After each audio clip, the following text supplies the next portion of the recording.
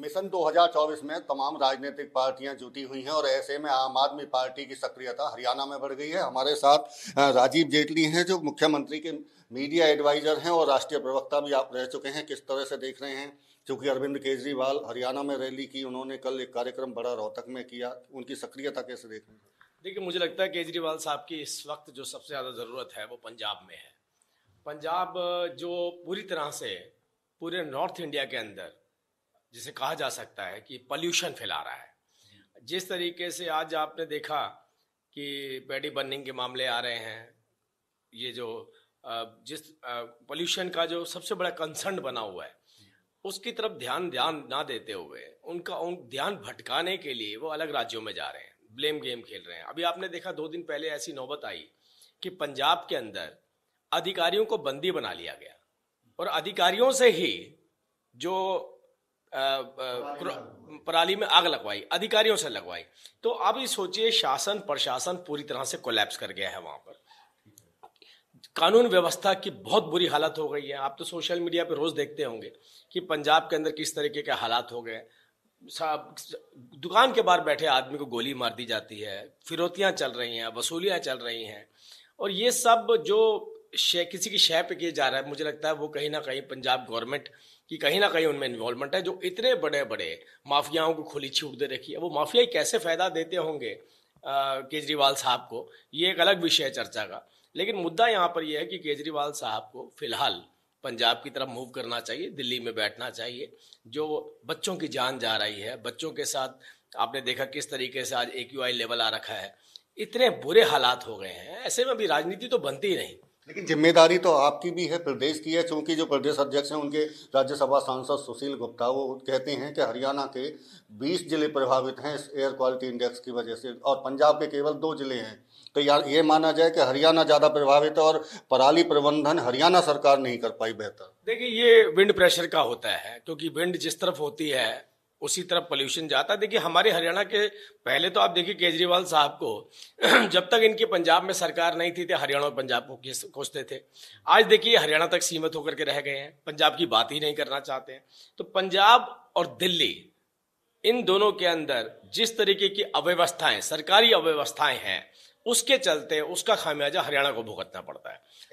व्यवस्थाओं का आपने जिक्र किया, एक पॉलिटिकल राजनीतिक तौर पर कल जिक्र आया अरविंद केजरीवाल की तरफ से, ये कि कांग्रेस जाटों की पार्टी है और बीजेपी नॉन जाटों की है, लेकिन हम सबको साथ लेकर चलने वाले लोग हैं।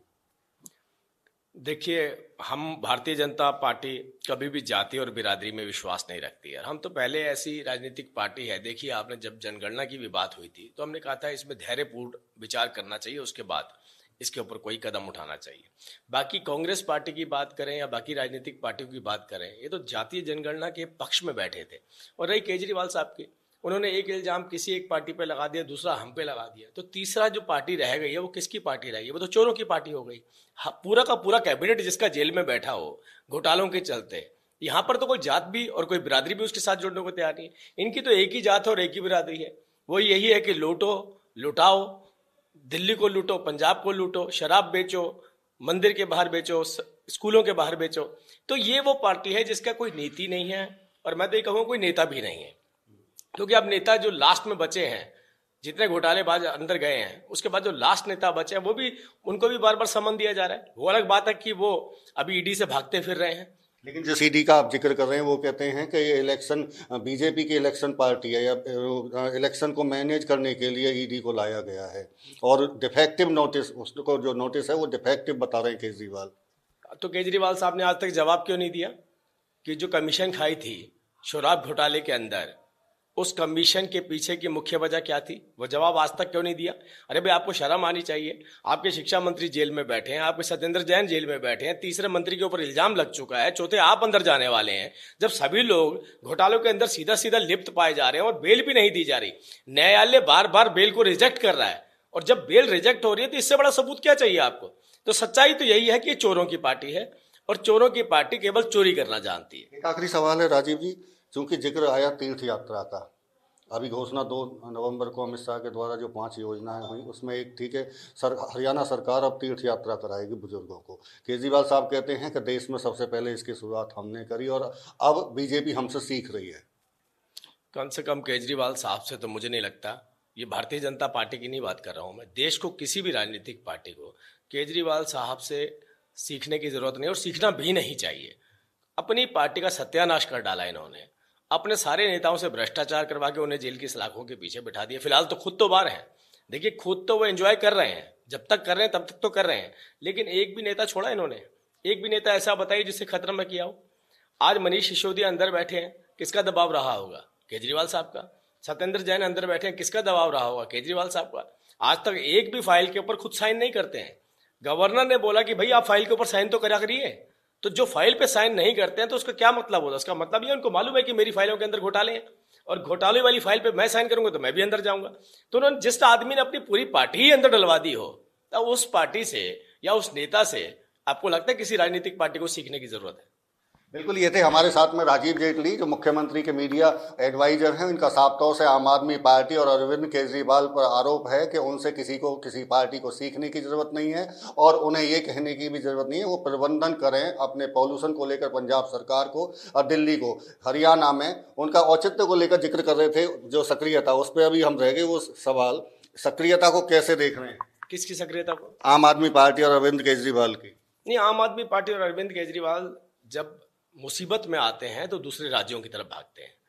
अभी वो मुसीबत में चल रहे हैं, वो पंजाब में मुसीबत में चल रहे हैं, वो दिल्ली में मुसीबत में चल रहे हैं, वो ईडी के जवाब नहीं दे पा रहे हैं, न्यायालय उनको बार बार बुलाता है, न्यायालय उनकी बेल रिजेक्ट कर रहा है, तो वो मुसीबत में चल रहे हैं। तो इसीलिए उनकी सक्रियता आपको दूसरे राज्यों में नजर आएगी। मुझे लगता है इस टाइम उनकी सक्रियता सबसे ज्यादा उस जवाबदेही के में होनी चाहिए, उस जवाब देने में होनी चाहिए जिसका जवाब ईडी उनसे मांग रही है कि आपके इतने सारे मंत्री अंदर बैठे हैं, आप इतने मंत्रियों को छोड़ करके कैसे दूसरे राज्यों में भाग सकते हैं? अरे कम से कम उस राज्य में तो रहिए ना जहां आपने कमीशन खाई है, जहां लूट खसोट मचाई है।